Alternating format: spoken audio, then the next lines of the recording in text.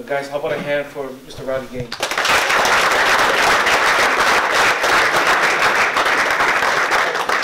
My palms are all sweaty. I'm very nervous. I'm used to doing this a million times all over the world, but I'm not used to doing it in front of young men like you. I swam in the 1984 Olympics, and I was very blessed enough to have won 3 Olympic gold medals there.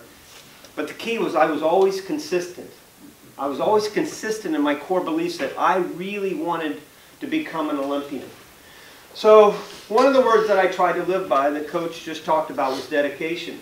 I was sitting behind the blocks right before my last race at the Olympics. This was a relay, and again, I'll get to that in a second about teamwork, but trying to figure out how many miles of swimming I did to reach that point where my race lasted 49 seconds. I won the 100-meter freestyle in 49.8 seconds. I swam about 24,000 miles, which is the circumference of the globe at the equator.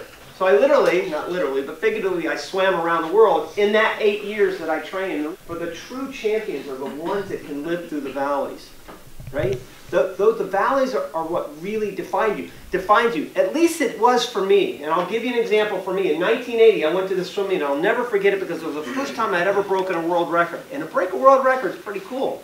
Next to winning a gold medal in the Olympics is the coolest thing you can do in my sport anyway. The day after I broke that world record, they announced that we would not go to the Olympic Games, that we would boycott the Olympics. In 1980, you're all too young to remember, but in 1980 our country decided not to go to the Olympic Games. So my journey, which is normally 4 years, we don't have Army Navy every year. My pinnacle of success is the Olympics, then it's every 4 years. So my journey turned from a 4-year journey to an 8-year journey. But again, I wanted to be an Olympian. I wanted to know that I could do this.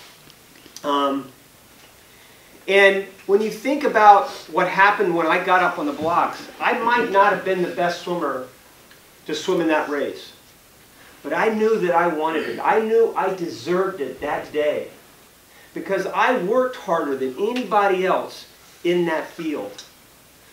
It's the same thing with y'all, man. I know in my heart you have worked harder than any team in this country. Especially your opponent on Saturday. Think about what you guys have done this year. Believe me, I don't know that much, but think about what you've done this year. Dudes, you played Notre Dame, Central Florida. Look at the teams you've played this year. Dudes, man, you deserve it. I mean, seriously, you've got to get out there on that field. And that's why that dedication that you talk about, that doesn't become a cliche, because you know you deserve it. You have to feel that way. The last word I'll tell you is teamwork. So I won 3 gold medals. I gave one to my mom, I gave one to my dad, and I gave one to my coach. I gave them all away because I could not have won those gold medals without their love and their support. I wish I could have won 40. Because that's how many teammates I had on that 1984 Olympic team, because each and every one served a very specific purpose in my success. You hear it over and over again. I know you do, but you cannot do this alone, man. Each and every one of you know you have to work together. Each and every one of you, you're brothers, man. Each one of those swimmers on my relays, they were my brothers. I would have died for them. These guys in this room right now, you're all brothers. You're going to remember this time for the rest of your life.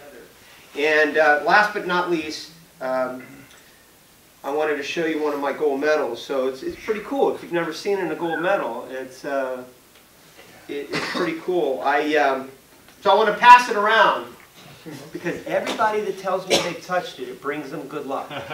Yes.